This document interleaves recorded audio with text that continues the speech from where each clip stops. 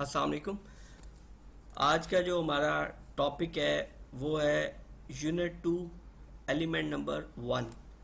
और बेसिकली ये जो सीरीज़ हम डिस्कस कर रहे हैं, ये कोई भी आपने अगर लेवल 6 या लेवल 7 डिप्लोमा करना है ऑक्यूपेशनल हेल्थ एंड सेफ्टी के अंदर, तो उसके लिए, उस कैंडिडेट के लिए, उस इंडिविजुअल के लिए ये यूज़फुल होगा।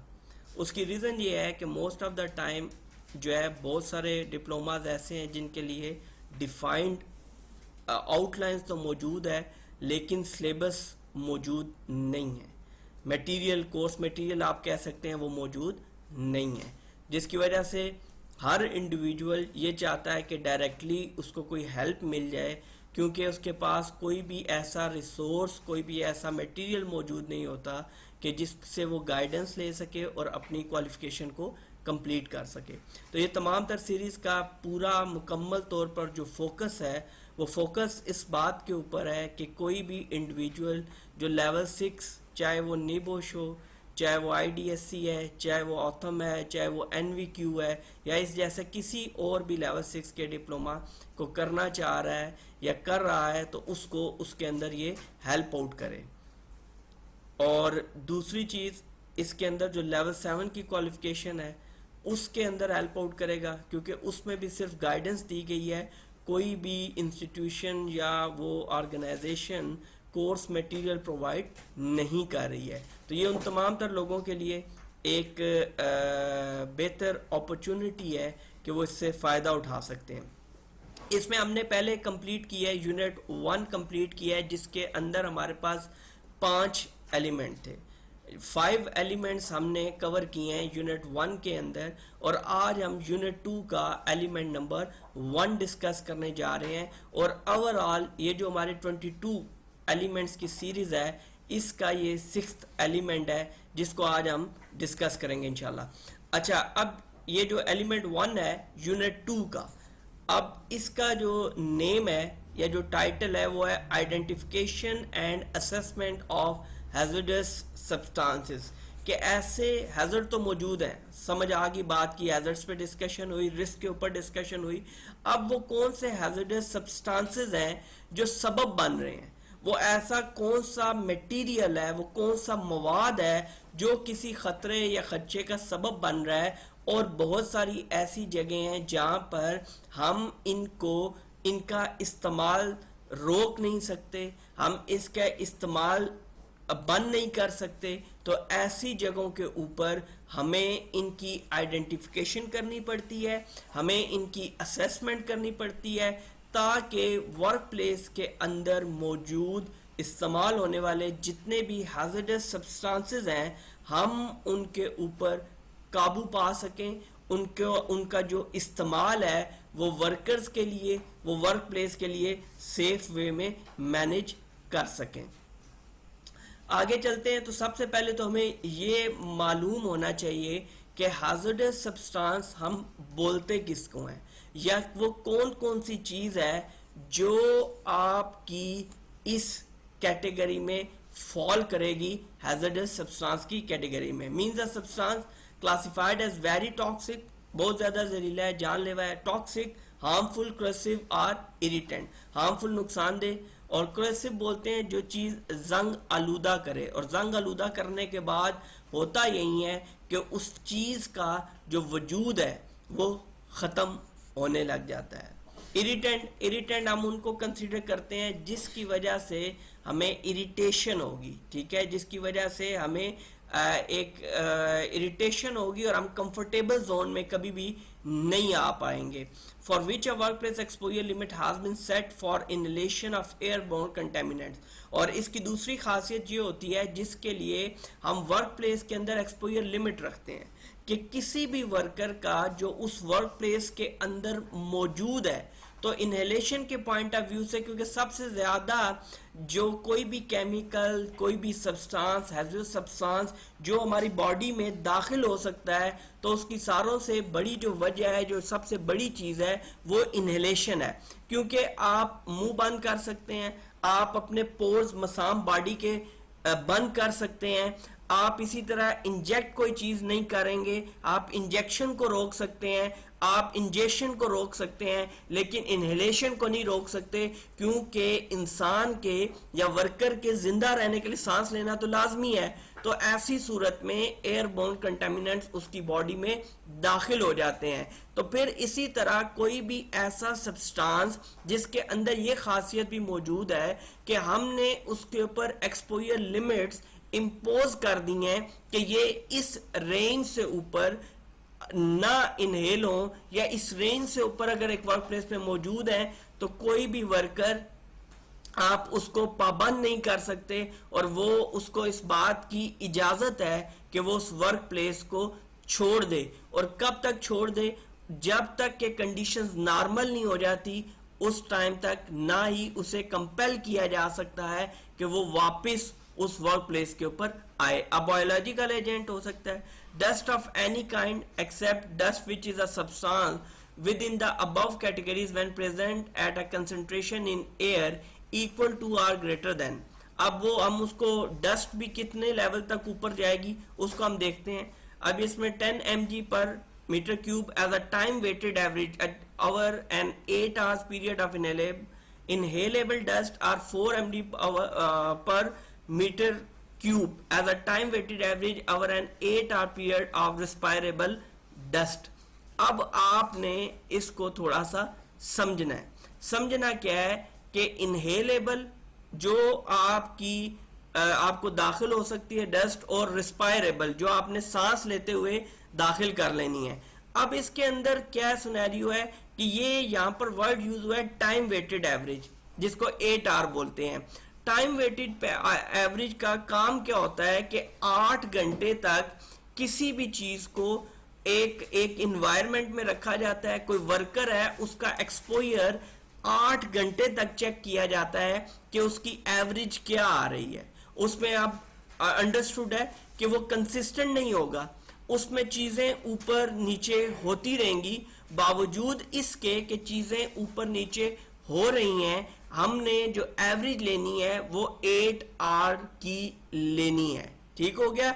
और इसको दूसरे लफ्जों में हम लॉन्ग टर्म एक्सपोजर भी बोलते हैं, या लॉन्ग टर्म एक्सपोजर लिमिट भी बोलते हैं। शॉर्ट टर्म एक्सपोजर लिमिट जो होती है वो आपकी इसके अंदर 15 मिनट्स की होती है। अब फॉर्म्स ऑफ केमिकल एजेंट्स की बात करें तो केमिकल हैजर्ड्स हमारे पास लिक्विड्स फॉर्म में मौजूद है, गैसेस फॉर्म में, वेपर्स में, मिस्ट में, नमी जिसको बोलते हैं, फ्यूम्स, डस्ट और एरोसोल में मौजूद है।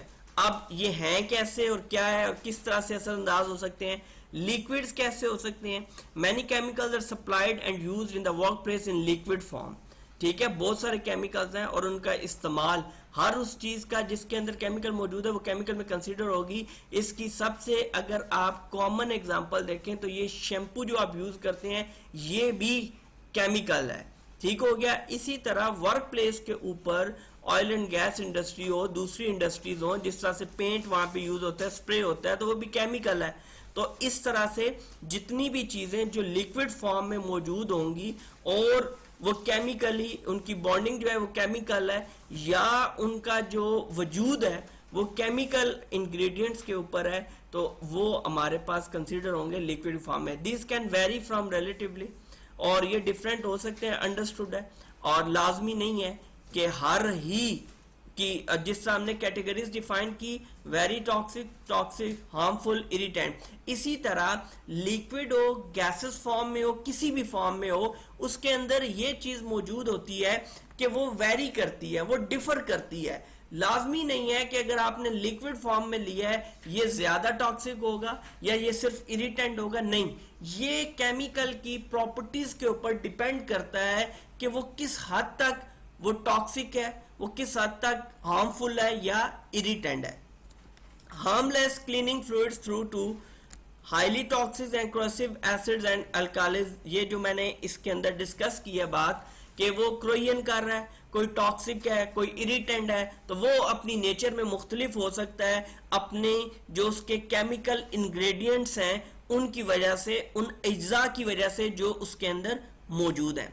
देन हमारे पास गैसेस आती हैं। A gas is a formless chemical which occupies the area in which it is enclosed area में ये हमारे पास आएगा, ठीक है, गैसियस फॉर्म में, जिससे ये ethane, methane, propane, even natural gas वगैरह, ये तमाम तर चीजें हमारे लिए हैजर्ड हैं।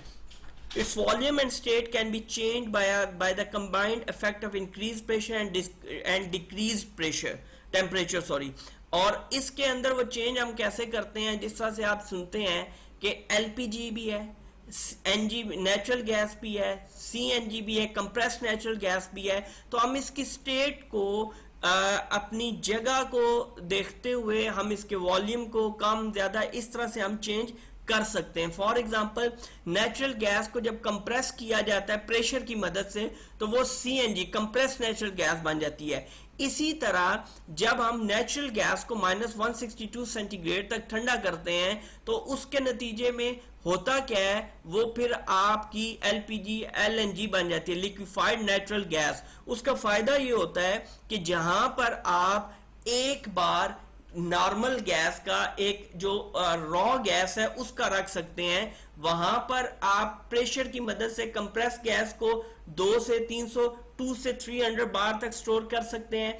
और तीसरा ये होता है कि आप अराउंड 4 to 500 300 से ऑनवर्ड 500 तक आप इसको स्टोर कर सकते हैं लिक्विफाइड पेट्रोलियम गैस को। इट डिपेंड्स कि आपने कूलिंग कैसे की है और कंप्रेस गैस में कि आपने इसको प्रेशराइज कैसे किया है, वो डिपेंड करता है। इसीलिए जिस एरिया में जहां जिन जगहों के ऊपर गैस के ऊपर गाड़ियां चलती हैं तो अक्सर कहा यह जाता है कि उसने वॉल्यूम ज्यादा घेर लिया होता है, तो वो यही बतलाया जाता है कि यार यहां पर इनका प्रेशर जो है वो प्रॉपर नहीं है।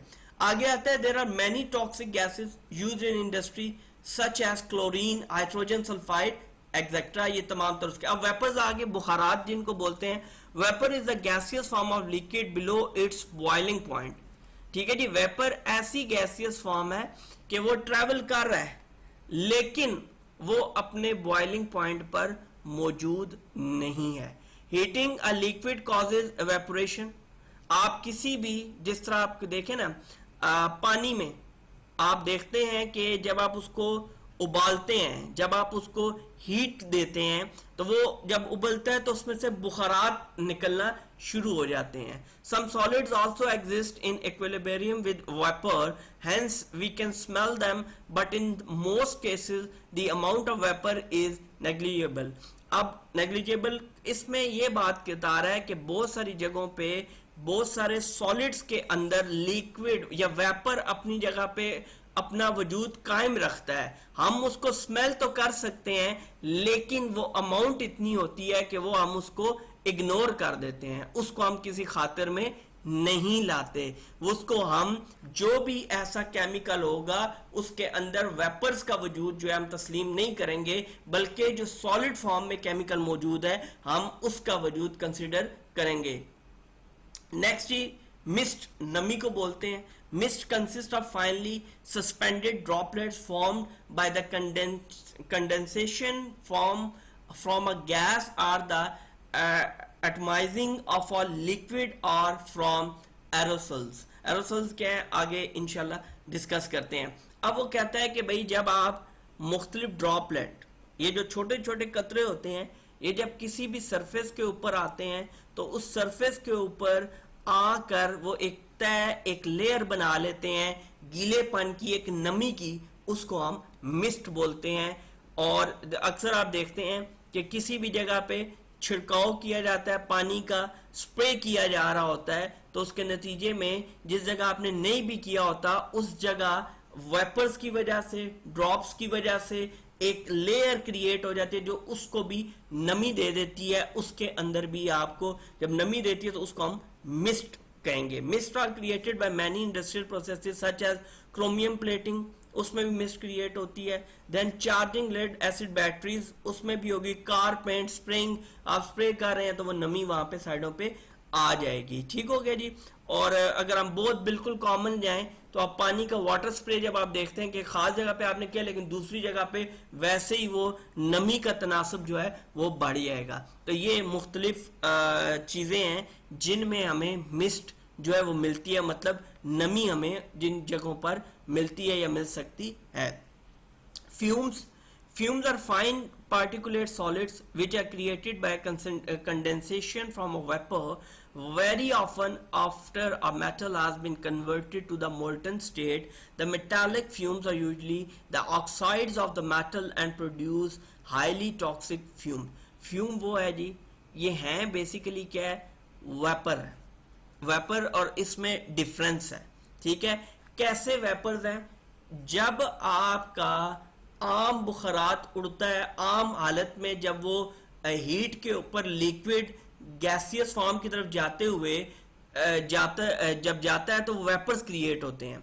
अब फ्यूम्स में भी यही है कि जब सॉलिड पार्टिकल से ये जाता है, वेपर्स की शक्ल में जाना चाहता है, तो जब इसके अंदर वेपर के अंदर आपके उस सॉलिड के मिन्यूट पार्टिकल्स मौजूद हैं, छोटे छोटे जर्रात मौजूद हैं, तो हम उसको फिर फ्यूम बोलेंगे, हम उसको वेपर नहीं बोलेंगे। The metallic fumes are usually the oxide of the metal and produce highly toxic fumes. तो अंडरस्टूड है, ये मेटालिक फ्यूम्स होते हैं जब मेटल वगैरह को इस तरह से, तो वो ऑक्साइड्स होते हैं उस मेटल के, जिनकी वजह से बहुत ज़्यादा ये टॉक्सिक फ्यूम्स होते हैं। इवन आप देख लें कि वेपर से आप हीट दे दें, वेपर्स बुखरात जाएंगे, वो बहुत ज़्यादा ट्रैवल नहीं करेंगे, थोड़ा ट्रैवल करेंगे, उनका नुकसान कम है। जबकि फ्यूम्स के अंदर क्योंकि पार्टिकल्स मौजूद होते हैं, तो अब जिस तरह हम किसी चीज को जलाते हैं तो उसके पार्टिकल्स होते हैं। जब वो पार्टिकल्स एयर में, जिस तरह फॉर एग्जांपल चिंगारी है, वो क्या करती है, वो एयर में एज अ वेपर जाता है, लेकिन उसके अंदर पार्टिकल मौजूद है जिस सॉलिड से वो कन्वर्ट हुए हैं, तो वो पार्टिकल्स जिस जगह पे गिरते हैं उस जगह पर वो आग लगाते हैं। अब आग ना भी लगाएं, इसकी कॉमन सी एग्जांपल है, आप आग के पास बैठे हो और उसमें किसी वजह से एयर हवा आपने तेज दी, तो जो उसके पार्टिकल्स होंगे, वो वेपर्स जो होंगे, वो जब एयर में ट्रैवल करेंगे तो आपके क्लॉथ्स के ऊपर, आपके यूनिफॉर्म या किसी भी चीज के ऊपर आएंगे तो बिल्कुल मिन्यूट होल्स बनाना शुरू कर देते हैं। उसकी वजह ये होती है, उनका जितना वॉल्यूम होता है उस हिसाब से वो अपना किरदार अदा करते हैं, उस जलने में, उस कपड़े के जलने में और किसी पेपर के जलने में वो अपना किरदार अदा करते हैं। लेकिन अगर यही इन फ्यूम्स का साइज वॉल्यूम बड़ा होगा तो वो आपकी बड़ी चीजें जला सकता है, बड़े पैमाने पर आपके लिए नुकसान का सबब बन सकता है। डस्ट पे आए तो dust consist of a solid particles of varying size and are created by such operations as grinding or sieving of solid materials, controlled detonations and various drying processes. अब डस्ट जो है जिसको हम गर्द बोलते हैं, तो सॉलिड पार्टिकल्स को जब हम ऑपरेशंस करते हैं, ग्राइंडिंग कर रहे हैं, हम सफाई कर रहे हैं, इस दौरान में वो पार्टिकल जब एयर में जाते हैं तो जो लाइटर देन एयर होते हैं वो हवा में मौजूद रहते हैं, और जो हैवियर देन एयर होते हैं वो बैठना शुरू कर देते हैं, एक तय बनानी शुरू कर देते हैं। तो इन पार्टिकल्स को हम डस्ट बोलते हैं। और ये डस्ट पार्टिकल सिर्फ मिट्टी के नहीं होते, ये आपके सैंड डस्ट भी हो सकती है, ये आपकी वुड डस्ट भी हो सकती है। तो इस तरह से रिलेटेड कोई भी ऐसी फॉर्म में जो एयर में आसानी से ट्रेवल कर जाएंगे ज़रात पार्टिकल्स, उनको हम डस्ट कंसिडर करेंगे।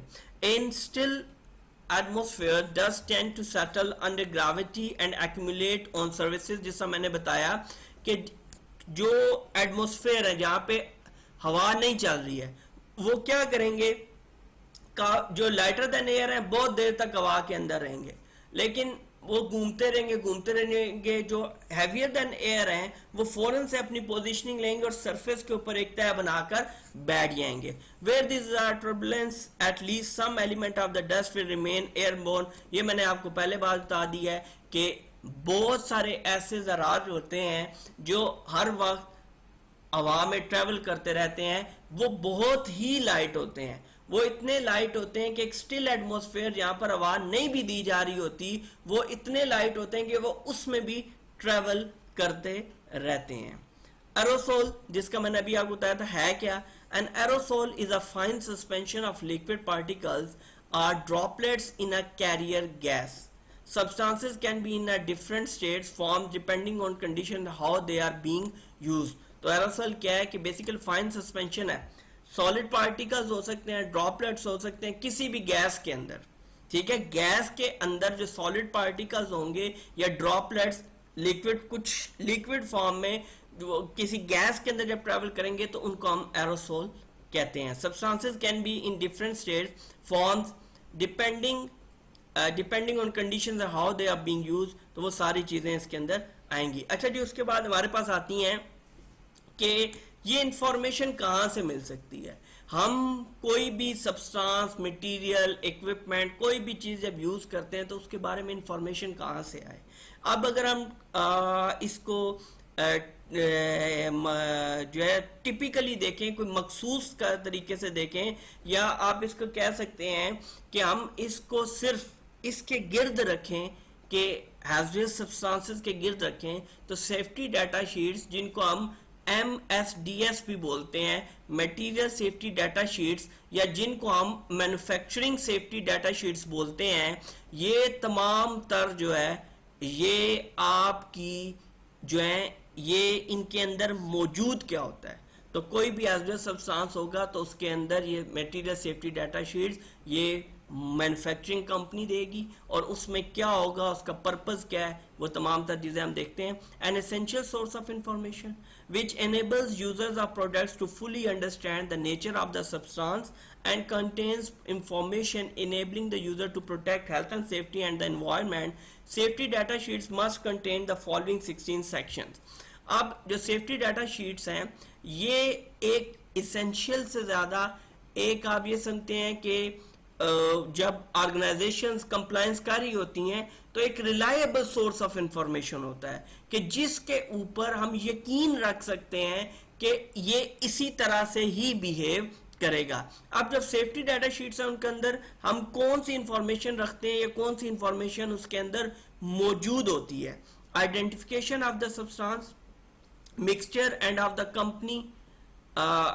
कंपनी अंडरटेकिंग, ये तमाम तर चीजें। हैजर्ड आइडेंटिफिकेशन होगी, कौन कौन सा हैजर्ड है। कंपोजिशन, इंफॉर्मेशन और इंग्रेडिएंट्स, कौन से अज्जा के ऊपर ये बनाया गया है।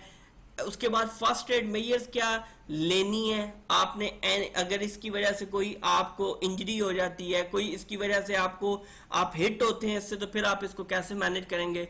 Fire fighting measures, accidental release measure, handling and storage. Next exposure control, personal protection, अगर किसी जगह पे कि आपका जो है इंटरेक्शन हो गया है किसी हैजरस सब्सटेंस के साथ, आमना सामना हो गया है, तो उस सूरत में हमने उसको कैसे देखना है। Physical and chemical properties, stability and reactivity, ये ऐसे होता है कि किस हद तक ये जो केमिकल है ये स्टेबल रहेगा, इसके ऊपर हीट क्या असर करेगी, इसके ऊपर एक्सट्रीम ऑफ टेम्परेचर क्या असर करेगी, इसके ऊपर बाकी इन्वायरमेंटल फैक्टर्स किस तरह से असरअंदाज होंगे। तो उसके हवाले से जब तक ये अपनी हालत में कायम और दायम रहेगी उस हालत को हम स्टेबिलिटी में कंसीडर करेंगे, और जब ये उसके जवाब में अपना रद्द-ए-अमल जाहिर करेगी इन रिप्लाई टू दैट, तो फिर हम उसको रिएक्टिविटी में कंसीडर करते हैं।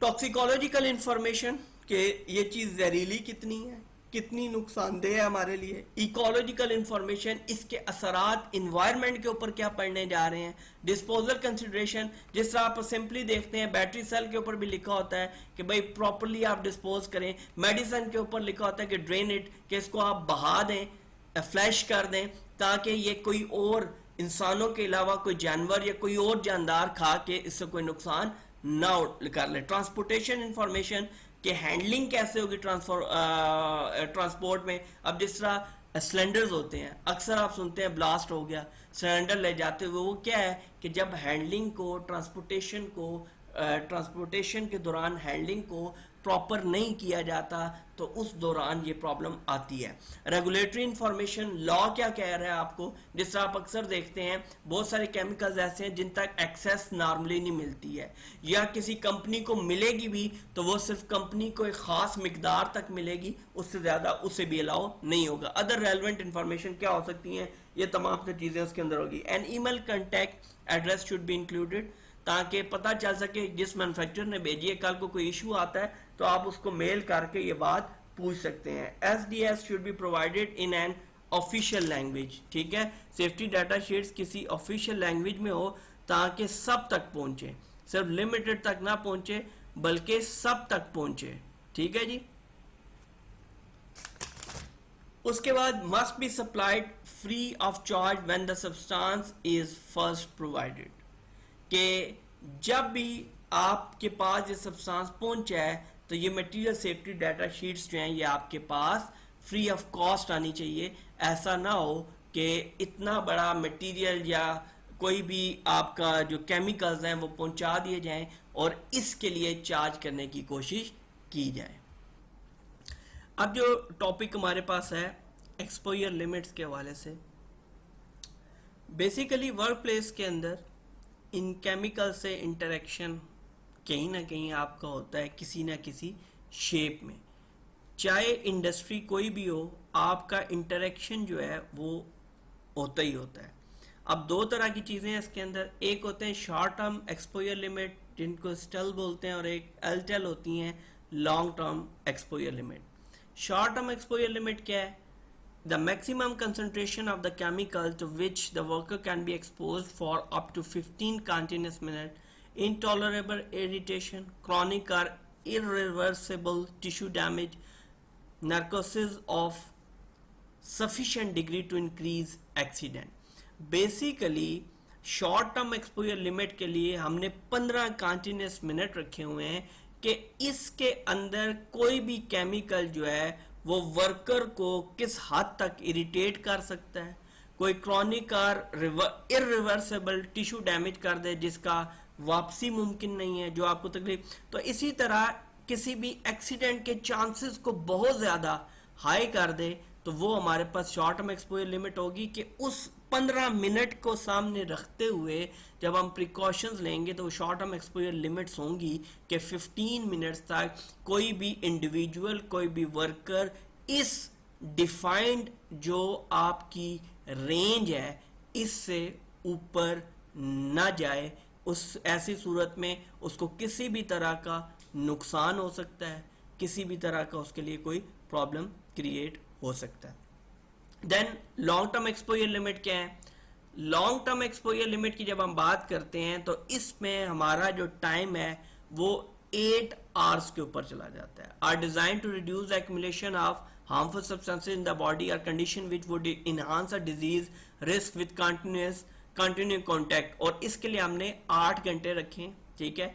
कहते हैं threshold limit value TLV is a level to which a worker can be expose day after day for a working life line without adverse effect, without के एक इंडिविजुअल है उसको हमने एक वक्त, एक 8 घंटे का टाइम दे दिया है कि इस घंटे में उसकी खास हद से उसका इंटरेक्शन एक्सपोजर का ना बढ़े। अब यहाँ पे जो TLV है बेसिकली आपने जो मेन चीज होती है वो OEL है, ऑक्यूपेशनल एक्सपोजर लिमिट्स। अब जितने जो कंट्रीज हैं उनमें हर जगह पे मुख्तलिफ है, इवन एक कंट्री के अंदर भी मुख्तलिफ है। जिस तरह US के अंदर TLVs भी हैं, पेल्स भी हैं, परमिजेबल एक्सपोजर लिमिट्स भी हैं, इसी तरह लेकिन जो UK के अंदर है जो मेन कंसिडर है वो WEL वेल है, वर्क प्लेस एक्सपोजर लिमिट। तो इस तरह से आपके जो मुख्तलिफ जगहों पे होंगी तो उनके डिफरेंट नाम हो सकते हैं, लेकिन ये तमाम तर को आप ये समझें कि हर मुल्क का, हर कंट्री का, एक कंट्री के अंदर डिफरेंट ऑर्गेनाइजेशंस के जो हैं वो आपके नेम इनके चेंज हो सकते हैं। Basically these are the occupational exposure limit, और मेनली ये दो तरह से देखी जाती हैं, एक शॉर्ट टर्म एक्सपोजर लिमिट और एक आपकी लॉन्ग टर्म एक्सपोजर लिमिट।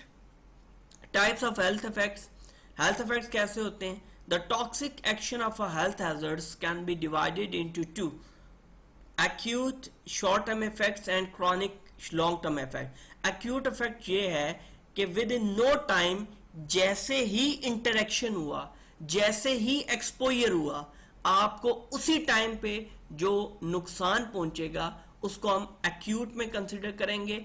और क्रॉनिक में क्या होता है कि एक पैसेज ऑफ टाइम रिक्वायर्ड है, एक सर्कल रिक्वायर्ड है, जब तक कि वो टाइम पूरा नहीं होगा, वक्त नहीं गुजरेगा, तो वो क्रॉनिक इफेक्ट नहीं आएगा। मैं एग्जांपल देता हूँ एक्यूट की। अगर हम शॉर्ट टर्म इफेक्ट की बात करें तो इसके ऊपर क्या है कि आपका इंटरेक्शन हुआ हीट से, कोल्ड टेम्परेचर से, तो वर्क प्लेस के ऊपर फीवर होना शुरू हो गया, या इस तरह की कोई और फ्लू होना शुरू हो गया, हेडेक होगी, ये एक्यूट इफेक्ट्स आते हैं फौरन। डिजीनेस होगी, या 15 मिनट के अंदर अंदर आपने गैस इनहेल की और डेथ होगी, ये एक्यूट इफेक्ट हैं।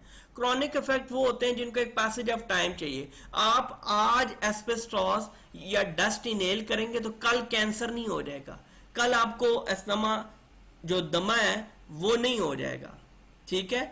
तो आपको ये तमाम तर चीजें जो है एक पैसेज ऑफ टाइम चाहिए, 10, 15, 20 साल जब आप इस डस्ट को हैंडल करते रहेंगे, जब आप इस डस्ट में रहेंगे, तो देन ये आपको कंटिन्यूस एक डिजीज की तरफ लेके आएगी।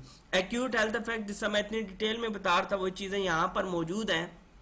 Quickly seen usually after exposure to fairly high levels or concentration of hazardous substances। उसी तरह कि फौरी तौर पर जब आपका एक्सपोजर होता है, लेवल्स हाई होते हैं, तो देन ये आपको प्रॉब्लम आती है। hazardous substance मौजूद। Fibre glass can immediately cause itchiness and skin irritation. Fibre glass से ये आपको इचनेस हो जाएगी, स्किन इरिटेशन, फौरी तौर पर आपकी जो स्किन है वो डैमेज होना स्टार्ट हो जाएगी। And extremely loud noise can result in temporary और इवन परमानेंट हेयरिंग लॉस। जिस तरह कोई बहुत करीब आपके ब्लास्ट होता है कान के, आपके ईयर ड्रम्स जो हैं वो फारिग हो जाते हैं, तो उसके नतीजे में आ सकता है। मोस्ट फ्रीक्वेंट ये एक्यूट इफेक्ट्स अब वर्क प्लेस के ऊपर कौन कौन से होते हैं? Irritation, rashes and dry skin, dermatitis, कोरोसिविटी।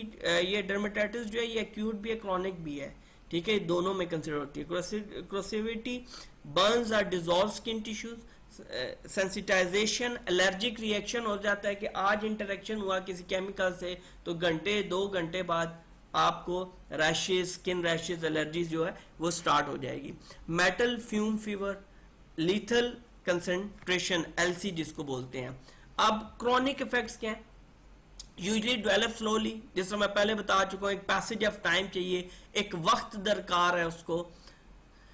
Chronic effects refer to most frequently are. अब क्रॉनिक इफेक्ट्स क्या है? कैंसर हो सकता है, एस्बेस्टोसिस हो सकता है कि एस्बेस्टोस आप इनहेल करते रहे, आज करेंगे कल नहीं होगा, बल्कि एक पैसेज ऑफ टाइम चाहिए। मीजोथेलेमिया, सिलोसिस है, ऑक्यूपेशनल हेयरिंग लॉस हो सकता है और क्यूमुलेटिव ट्रॉमा डिसऑर्डर हो सकता है। लेकिन इन तमाम के लिए एक वक्त दरकार है, एक मुद्दत दरकार है। और ग्रुप डिस्कशन की अगर हम बात करें, क्योंकि हम ऑनलाइन ये सेशन कर रहे हैं तो इसका यही हमारा एक सीक्वेंस चल रहा है, एक ऑर्डर चल रहा है कि जिसके अंदर ये आपने परफॉर्म करके वापस मुझ तक भेजनी होती हैं। तो इसमें हमारा बात करें 1 पॉइंट, तो enlist the 10 most important section in the safety data sheets. Describe the 2 types of exposure limit which I have discussed just before. What is the difference between acute and chronic effects? तो ये इनके ऊपर आप बात करके एक assignment बना के इसको अच्छे तरीके के साथ आप जो है वो करेंगे, शेयर करेंगे मेरे साथ। और शेयर करने के लिए आपके पास व्हाट्सएप मौजूद है, शेयर करने के लिए आपके पास मौजूद है, ईमेल एड्रेस मेरा मौजूद है, ताकि हम इसको डिस्कस कर सकें और चीज़ों को ले सकें। अच्छा, इसमें अगला टॉपिक जो है classification of chemical hazards to health, उसको मैं यहाँ पर डिस्कस नहीं कर रहा हूँ।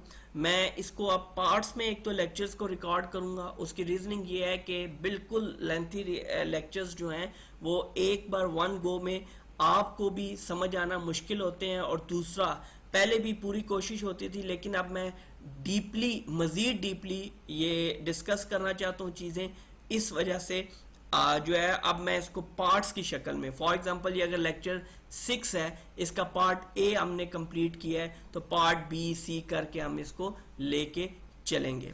और दूसरी बात यह है कि बहुत सारे लोगों को प्रॉब्लम स्टिल आ रहा है, क्योंकि ऑर्गेनाइजेशंस ने अपने तौर पर प्रिपेयर किए बगैर बहुत सारी ऐसी क्वालिफिकेशंस की एफिलिएशन ले ली हैं, अप्रूवल्स ले ली हैं, जो वो ऑफर करना तो स्टार्ट कर दिया है, लेकिन उन्होंने ना तो किसी को कोर्स मटेरियल दे रहे हैं, ना कोई गाइडेड लर्निंग आवर्स में उनको गाइडेंस दी जा रही है, ना कोई सिलेबस डेवलप किए जा रहे हैं। तो उसके लिए बेहतर ये है, आप सब लोगों को ये मेरी सजेशन है कि आप इन सारे लेक्चर्स को, आपको फ्री ऑफ कॉस्ट अवेलेबल है, आप इनसे फ़ायदा उठाएं। ये आपके लिए एक अपॉर्चुनिटी है, एक ऑप्शन है। और उसके अलावा बहुत सारे लोगों का ये बार बार राब्ता करना है कि जी असाइनमेंट रिपोर्ट, इसकी बजाय अगर आप मेरे साथ इसके अंदर गाइडेंस के अंदर ऑनेस्टली स्पीकिंग पेड सर्विसेज अगर आप ले लें, उसमें क्या होगा, काम आप ही करेंगे लेकिन उसके ऊपर आपको गाइडेंस दी जाएगी ताकि आप लोग खुद करें।